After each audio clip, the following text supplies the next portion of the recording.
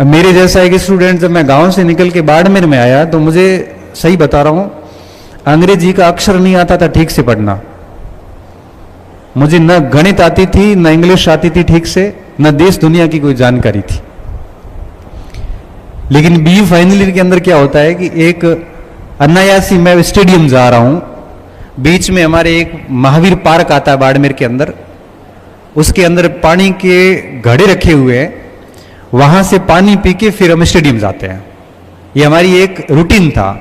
तो एक दिन मैं ऐसे ही पानी पी के स्टेडियम की तरफ जा रहा था पार्क से होते हुए, तो कॉर्नर पे 5-6 बच्चे बैठे, बच्चे क्या बड़े थे, और वो कुछ पढ़ रहे थे, डिस्कस कर रहे थे, दिखने में बड़े जबरदस्त एकदम पर्सनैलिटी। एक दिन मैं वहां से गुजर गया, दूसरे दिन फिर अपनी उत्सुकता हुई, है क्या ये, क्या ये कर क्या रहे हैं यहाँ पे। आदमी के मन में होता है, कोई 4 दिन किसी को लगातार एक जगह देखता है ना तो पूछता है। 3-4 दिन मैंने ये उनको देखा, मैंने कहा ये कर क्या रहे यहाँ पे। एक दिन मैं भी वहां पे निक्कर पहनी हुई मेरे, पानी पिया, मैं स्टेडियम जा रहा था, तो 5 बजे के बाद जाता था, 6-6:30 बजे के आसपास की बात। तो मैं उनके पास गया, ये वास्तविक वाकया है।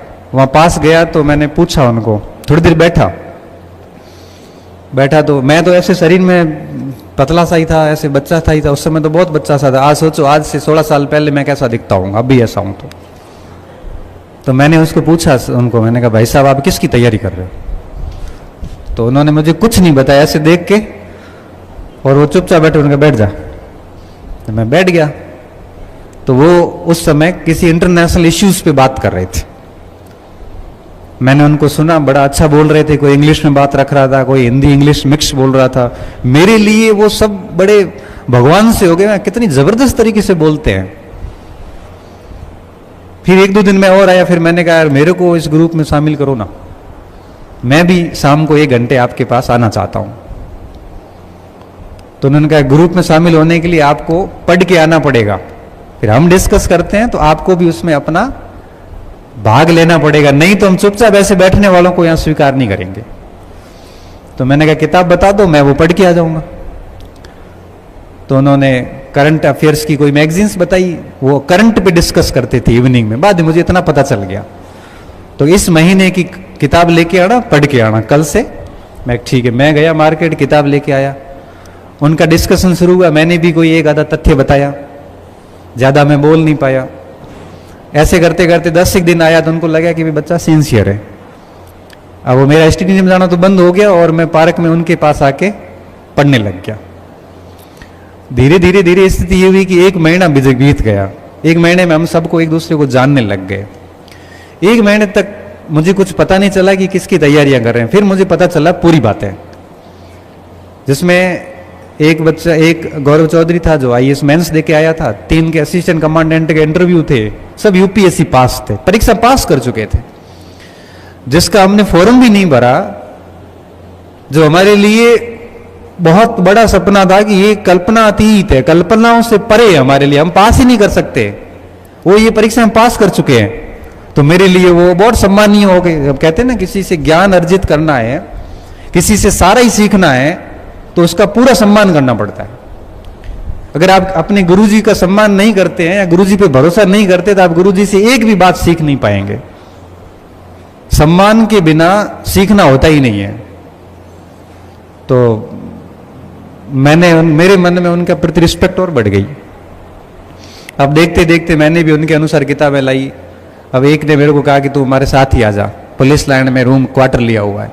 मैं उनके साथ रहने लग गया और मेरी लाइन चेंज हो गई। मेरे सारे जो दोस्त थे वो छूटने लग गए और ये नए दोस्त बनने लग गए। और 6-7 महीने के अंदर ये स्थिति आई कि मैं भी उनकी बराबरी में आने लग गया। और फिर जब अक्टूबर में असिस्टेंट कमांडेंट का पेपर आया, तो फर्स्ट पेपर में मेरे नंबर उन सबसे अधिक, क्योंकि जीके मेरा अच्छा था। तो उनको लगा कि भाई लड़का ठीक है वाकई में। फिर उनमें से 4 का असिस्टेंट कमांडेंट में सिलेक्शन हो गया, और अभी कोई 2 IC है, कोई फुल कमांडेंट बन गए। 2 बच्चे प्रॉपर RAS में हो गए, एक IAS में हो गया, जम्मू कश्मीर कैडर चला गया, और मैं बीमार हो गया। और सब ने यही कहा कि अब गणपत आप तो जा, तो एजुकेशन की कर, तू पढ़ाता अच्छा है। क्योंकि मैं उस समय में उनको जीके के पॉइंट्स पढ़ाता था, क्योंकि वो सारे साइंस बैकग्राउंड के लोग थे। जीके में मैं ही उनसे सबसे ठीक था, और मैंने मेरी एजुकेशन की दुनिया, आज हम सब दोस्त कनेक्ट हैं। हमारा 10-12 का ग्रुप था, और आज ग्रुप में सारे राजपत्रित अधिकारी हैं। एक भी व्यक्ति राजपत्रित अधिकारी से नीचे नहीं है। और मेरी जितनी भी नौकरियां लगी उसके बाद लगी, जितने भी ड्रीम्स देखे, जितनी भी चीजें हुई, सब उस ग्रुप के बाद हुई। अब मैं ये बात आपको क्यों कह रहा हूं? ये मैं बात इसलिए कह रहा हूं कि बेहद सामान्य स्टूडेंट रहा हूं मैं। आप सोचो 10वीं में 50% नहीं बनना, 50 से भी कम, 49%। मैं हाथ खड़े करवा दूं ना तो आपके सबके नंबर मेरे से अधिक है। और ये की हालत 12th में थी। 61% कोई बहुत बड़ा आंकड़ा नहीं है। ये की ये हालत ग्रेजुएशन में थी, 55% ही थे। बहुत सामान्य विद्यार्थी रहा, मगर मैं फॉर्चुनेट इसलिए हूं, सौभाग्यशाली इसलिए हूं कि वो ग्रुप मिला और जिंदगी ने यू टर्न लिया। और मेरे साथियों को, परिवार को कभी यकीन नहीं हुआ कि ये व्यक्ति इस लेवल पर भी आगे काम कर सकता है। और मैं सारा क्रेडिट आज देता हूं ना, तो मैं माता पिता से भी आगे उन दोस्तों को रखता हूं जिन्होंने मुझे बनाने का काम किया है। मेरे माता पिता को पढ़ाई से कोई मतलब नहीं है। मेरी मम्मी अनपढ़ है, पिताजी 9th की हुई है, मगर आधुनिक कंपटीशन और शिक्षा से उनका कोई वास्ता नहीं है। गांव में रहते हैं। मैं अगर यहां पे आके अपराध की दुनिया में भी प्रवेश करता तो मेरे माँ बाप को पता ही नहीं चलता कि मैं बाड़मेर में क्या कर रहा हूं। मेरे माता पिता ये कहते थे कि बेटा तेरे खर्चे की हम कमी नहीं आने देंगे, तू 3,000 मांगेगा तो 3,000 देंगे, 4 मांगेगा तो 4 देंगे। 4 या 5 साल तक हम आपके पीछे खड़े हैं, आपकी कोई जिम्मेदारी नहीं है पढ़ने के अलावा। माँ बाप केवल इतना ही काम कर सकते हैं, इससे अधिक का गेम आपको खेलना होता है। फिर वो मित्र लोग आते हैं, और आज जो कुछ भी मैं हूं, मैं सब उन दोस्तों की वजह से, वही सही बता रहा हूं आपको, क्योंकि मेरे परिवार की पहली नौकरी मेरी थी। मेरे पूरे परिवार में पहला 10वीं पास मैं हूं। तो आप सोच सकते हो कि 10वीं पास में, 12वीं पास में, कॉलेज पास में, एमए पास में, पीएचडी किया हुआ, डॉक्टरेट किया हुआ भी मैं अकेला ही हूं, प्रोफेसर भी मैं पहला हूं, लेक्चरर भी पहला हूं, सेकंड ग्रेड भी पहला हूं। तो पीछे से तो कोई मोटिवेशन नहीं था, क्योंकि परिवार को एजुकेशन से बहुत अधिक मतलब नहीं है। हाँ, अलग बात है अब क्या है, अब तो 5, 7, 10 लोग हैं, वो बहुत अच्छी जगह चले गए। छोटा भाई आरिस बन गया, भतीज लेक्चरर बन गया, अभी 2 भतीज है वो दिल्ली यूनिवर्सिटी में पढ़ रहे हैं। सारा सेट हो गया, क्योंकि परिवार का एक व्यक्ति सफल हो जाता है तो वो अकेला नहीं होता है, वो पूरे परिवार का उद्धार कर देता है, अगर वो ढंग का व्यक्ति है तो। एक व्यक्ति अगर सफल हो गया तो एक केवल आपका जीवन सेट नहीं होगा, आप पूरे परिवार का, पूरे गांव का, आसपास के पूरे मोहल्ले को आप प्रेरणा स्रोत होते हो। मुझे बड़ी खुशी होती है आज मेरे जो 50-60 परिवार है, वहां पे गांव में जो राजपूतों के जो कम से कम 3,000 गांव की बस्ती है, युवा जितने भी पढ़ने वाले हैं सर, उन सभी के मोबाइल्स में देखता हूं तो डीपी मेरी लगी हुई रखती है। तो मुझे लगता है कि ये कितना कुछ मान रहे हैं, बाड़मेर में पढ़ रहे हैं, मेहनत कर रहे हैं। और सबसे खास बात देखिए, चाहे मेघवाड़ों का बच्चा हो चाहे राजपूतों का हो, जब डिसीजन की बात आती है लास्ट में उनके पापा कहते हैं कि मारसान पूछ ले जो को मारसा कह जो फाइनल है। मतलब गणपति जी को पूछ लो, गणपति जी अगर कह देते हैं वो कर दो बस। ये भरोसा गांव पूरे को कब हुआ है? ये सिर्फ एजुकेशन के बाद हुआ। उनको पता है कि बच्चे का डिसीजन अगर ये लेगा तो सही लेगा। इसलिए कहता हूं कि आप भी इस तरह से एग्जाम्पल सेट करिए। मैं आपके सामने खड़ा हूं, मेरे जो शब्द हैं वो इतने प्रभावी नहीं होने चाहिए जितने आप मुझे देख के प्रेरणा ले सकते हैं। जब ये व्यक्ति अपने गांव में आगे जाके कर सकता है तो हम भी कर सकते हैं। और करने वाले अगर ठान लेते हैं तो मुझे लगता नहीं कि कोई बाधा उसको रोक सकती है। ठीक है, 2 साल चीजें लेट हो सकती है, बाकी कोई फर्क नहीं पड़ता। और एक बार अगर आप ढंग से काम कर लेते हैं तो आप अमर हो जाते हैं, पूरा क्षेत्र में आपकी अलग इज्जत होती है। अब यहां से यहां तक की यात्रा कर लेते हैं। आपको अब आप सोचो ना कि मारवाड़ से किसी व्यक्ति को वागड़ कौन बुलाएगा। मैं शेखावाटी भी गया, मैं आगे हनुमानगढ़ गंगानगर भी जाता हूँ, अभी हाड़ौती भी गया था, मतलब हर जगह जाता हूँ और इसी स्तर का प्रेम मिलता है। तो ये सिर्फ एजुकेशन की बदौलत नसीब हुआ है। तो आपके पास में खूब अवसर है और 2-3 साल गहनता से मेहनत कीजिए। कोई किसी भी प्रकार का धोखा मत करना, न खुद के साथ न परिवार के साथ। अच्छी ग्रुप रखो। देखो गलत संगत में पड़ गए ना, अभी तो मजा आएगा। एक बार कॉलेज में क्लास ले रहा था, बाहर बारिश हो रही थी, 30-35 बच्चे पढ़ रहे थे और तो मैंने बच्चों को पूछा, मैंने कहा थारो मन है बाहर जाना, मतलब आपका मन हो रहा है बाहर जाने का, अच्छा लग रहा है ऐसे घूमो करो। तो कुछ बच्चे ऐसे हाँ देने वाले थे, लेकिन फिर बोले नहीं कि सर डांट देंगे। मैंने कहा देख बेटा, ये जो मजे ले रहे हैं ना, ये बाद में दुखी होंगे। अभी तुम अंदर दुखी हो रहा है, तुम बाद में मजे लेगा, क्योंकि आप अभी आनंद ले लोगे तो आगे की जिंदगी बड़ी कठिन है। आप अभी अपने आप को दुखी करोगे, सैक्रिफाइस करोगे, खूब मेहनत करोगे, तो आगे की जिंदगी बड़ी सम्मानजनक है। ये कहने को बड़ा आसान है कि 4 दिन का जीवन है, 4 दिन का नहीं, इतना लंबा है, हालत खराब कर देगा। आदमी का जीने का मोह भंग हो जाता है। ये कोई कहते हैं ना कि 4 दिन की जिंदगी है, क्या चलेगा साथ, क्या नहीं, 25-27 के बाद एवरेज हो जाओगे और उसके बाद 50 साल का जीवन है, एक एक दिन अपमान में जीना पड़ता है।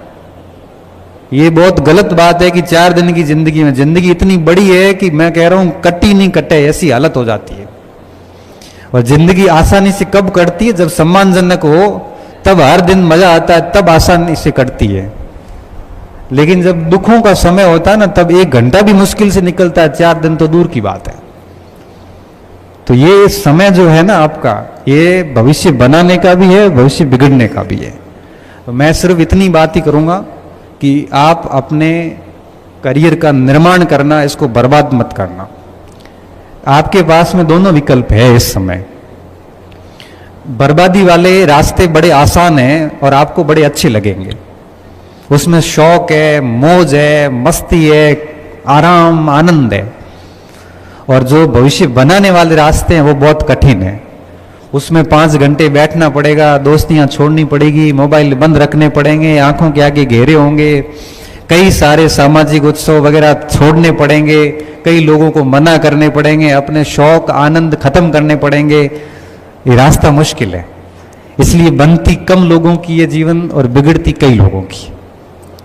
ऐसा नहीं है कि हमारे साथ सारे बने ही, हमारे साथ कई ऐसे एग्जाम्पल भी हैं जिनकी जिंदगी बिगड़ गई, ऐसी बिगड़ी है कि मैं उदाहरण दूं तो उनको समझ में आ जाता है कि किसकी बात कर रहा है। बहुत अच्छे अच्छे स्टूडेंट सिर्फ और सिर्फ गलत संगतियों के कारण बर्बाद हो गए। हमारे में और उनमें इतना फर्क था कि हमने कॉलेज टाइम से और उसके बाद से भी कभी पढ़ाई के साथ छेड़छाड़ नहीं की। आज 15 साल से जॉब कर रहा हूं, मेरे घर पे मेरी अपनी लाइब्रेरी है और उस लाइब्रेरी के अंदर लगभग 1500 से 2000 किताबें मेरे घर पे, मेरी पर्सनल लाइब्रेरी बनी हुई है। और जब भी तनाव की स्थिति होती है या मन नहीं लग रहा होता है, क्योंकि हर व्यक्ति के जीवन में ऐसे चरण आते हैं, कई बार अच्छा लगता है, कई बार खराब भी लगता है, तो मैं मेरी लाइब्रेरी का हॉल खोलता हूँ। लाइब्रेरी को खोलने के बाद में किताबों को देखता हूँ, एक एक किताब देखता हूँ, फिर सोचता हूँ कि गांव से जब निकला था तो मेरे पास एक ओसवाल का बैग था, चाय वाला, चाय का बैग था घर से, एक ओसवाल का बैग था, उसमें 2 ड्रेस थी और मेरे पास कुछ नहीं था। और आज पीछे मुड़ के देखता हूं तो 20 साल बाद मेरे पास आज 2000 पुस्तकों की, 1500 से 2000 तो हो ही जाएगी उसमें, पुस्तकों की एक शानदार लाइब्रेरी है। और उसमें बहुत सारे बच्चों के द्वारा दिए गए गिफ्ट्स हैं, बहुत सारे कार्यक्रमों की स्मृति चिन्ह है वहाँ पे, कई सारे प्रतियोगिताओं में प्रथम स्थान आए हुए के कई सारे मोमेंटो वहाँ रखे हुए। वो सब आधा घंटा देखता हूँ तो खुश हो जाता हूँ कि 20 साल में क्या पाया है।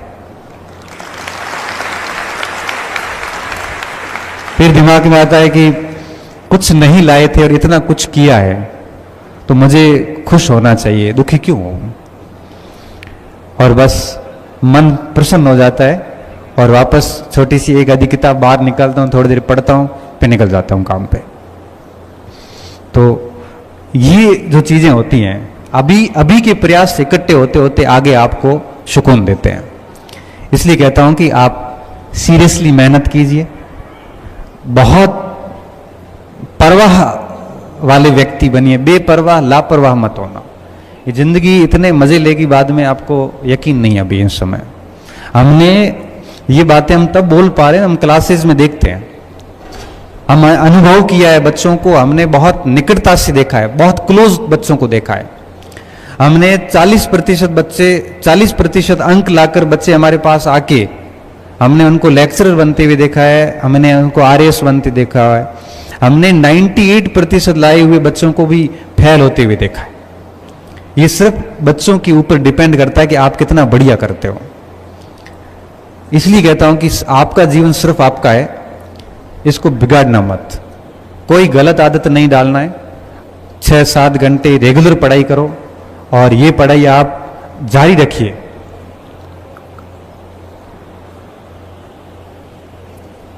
कम से कम 3 साल तक जारी रखिए इसको। अच्छे ग्रुप बनाइए, ऐसे लोगों को साथ रखिए जो आपको 4 चीजें सिखाते हो। ऐसे व्यक्ति नहीं रखने जो ये कहें कि तेरा सिलेक्शन नहीं होगा, फिर किसका होगा? इसका नहीं होगा तो फिर होगा किसका? हम कैसे हुए? जिस परीक्षा में बैठे, सेकंड ग्रेड का पेपर देने गया, किसी ने कहा यार नकल होती है। मेरे 200 में से पहले पेपर में 194 नंबर आए। ये कैसे आए? मैंने कहा पूरे राजस्थान में शायद किसी के नहीं थे। मेहनत की थी, सवाल गलत क्यों हो जाए? अभी भी पेपर देखता हूं, दूसरे पढ़ता हूं, ये देखता हूं पेपर में क्या क्या आया है। और कई बार ऐसी स्थिति आती थी कि पहले प्रश्न से लेके 60, 70, 80% तक जाते थे, एक भी प्रश्न ऐसा नहीं होता था जहां हमें आ नहीं रहा है। क्यों? पढ़ाई की थी। और किताबें न्याय करती, किताबें नहीं देखती कि आप अमीर हो कि गरीब हो। किताबें नहीं देखती कि आप 10वीं में 12वीं में मेरिटोरियस थे कि बाई ग्रेस पास हुए हैं। किताबें नहीं देखती कि आपको नौकरी की जरूरत है कि नहीं है। उसको जिसका जितना पढ़ा है ना, ओमार में उतने अधिक सही होते हैं। बहुत न्याय है यहां पे। पढ़ के तो देखिए एक बार, कितना आनंद आता है। पढ़ाई जैसा आनंद मुझे लगता नहीं किसी भी जगह होगा। और आज भी हम 4 किताबें पढ़ के जाते हैं, जब क्लास में बच्चों के सामने जाते हैं, जब 4 चीजें नहीं सिखाते हैं ना, उसमें बच्चों के मुंह पे चमक आ जाती है कि आनंद आ गया, आज नई बात सीखने को मिली। फिर बच्चों को कहता हूं आप भी ये बाहर जाके किसी को सिखाना, और बच्चे भी बाहर जाके किसी को सिखा देते हैं कि इधर आ बताता हूं। तो आप बताओ, हकीकत बात यह कि हमारा जीवन आज की तारीख में ऐसे ही चल रहा है। पढ़ो, पढ़ाओ, अपने काम करो, बाकी दुनिया जाए बाढ़ में। किसी से कोई मतलब नहीं। कौन क्या कहता है हमें कोई फर्क नहीं पड़ता। बस आप अपने स्तर पे सही होने चाहिए।